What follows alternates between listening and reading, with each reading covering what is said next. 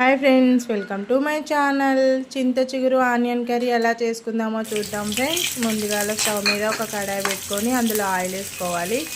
Oil వేడైన తర్వాత పచ్చిమిర్చి, జీలకర్ర, ఆవాలు, కరివేపాకు, కట్ చేసి పెట్టుకునే ఆనియన్స్ వేసుకోవాలి ఫ్రెండ్స్. నేను ఆనియన్ ఒక పెద్ద సైజు 3 ఆనియన్స్ తీసుకున్నా ఫ్రెండ్స్. ఈ చింత చిగురు కర్రీలో ఆనియన్స్ ఎక్కువనే పడతాయి ఫ్రెండ్స్.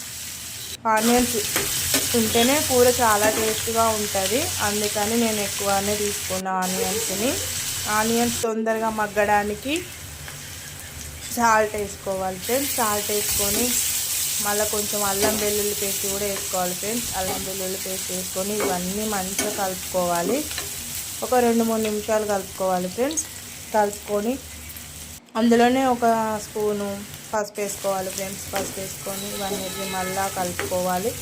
ఒక 2-3 నిమిషాలు మంచిగా కలుపుకొని మనం కడిగి పెట్టుకున్న చింత చిగురుని వేసుకోవాలి ఫ్రెండ్స్. చింత చిగురుని ఒక 2-3 సార్లు మంచిగా వాష్ చేసుకోవాలి. ఎందుకంటే దాంట్లో ఏదైనా చెదారం ఉన్నా కూడా బయటికి వెళ్ళిపోతుంది కాబట్టి మంచిగా ఒక 2-3 సార్లనైతే కడిగి పక్కకు పెట్టుకోవాలి ఫ్రెండ్స్. పక్కకు పెట్టుకొని మంచిగా ఇందులో వేసుకొని ఫ్రై అయిన ఆనియన్లతో మంచిగా మగ్గించుకోవాలి ఫ్రెండ్స్.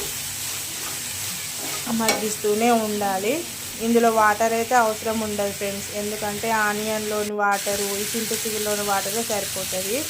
అందుకని వాటర్ అయితే అవసరం లేదు. ఇవి కొంచెం మగ్గిన తర్వాత నేను ఒక 2 టేబుల్ స్పూన్ల కారం వేసుకున్నా ఫ్రెండ్స్. ఒక స్పూను ఉప్పు వేసుకున్నా ఫ్రెండ్స్. కారం అయితే ఎక్కువనే పడుతుంది. ఇది పులుపు ఉంటుంది కాబట్టి కారం అయితే ఎక్కువనే పడుతుంది ఫ్రెండ్స్. కారం అయితే ఒక 2 టేబుల్ స్పూన్లు అయితే ఖచ్చితంగా పడుతుంది ఫ్రెండ్స్.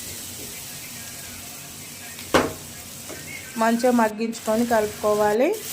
దాంట్లో ఆయిల్ సపరేట్ అయ్యేంత వరకు కలుపుకొని లాస్ట్కు కొత్తిమీర వేసుకోవాలి ఫ్రెండ్స్. కొత్తిమీర వేసుకుంటే టేస్ట్ బాగుంటుంది.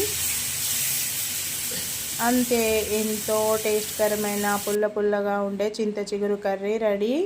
ఇది పల్లెటూర్లలో చాలా చేస్తారు ఫ్రెండ్స్, అందుకే నేను కూడా చేశాను. నచ్చితే లైక్ చేయండి. Bye friends.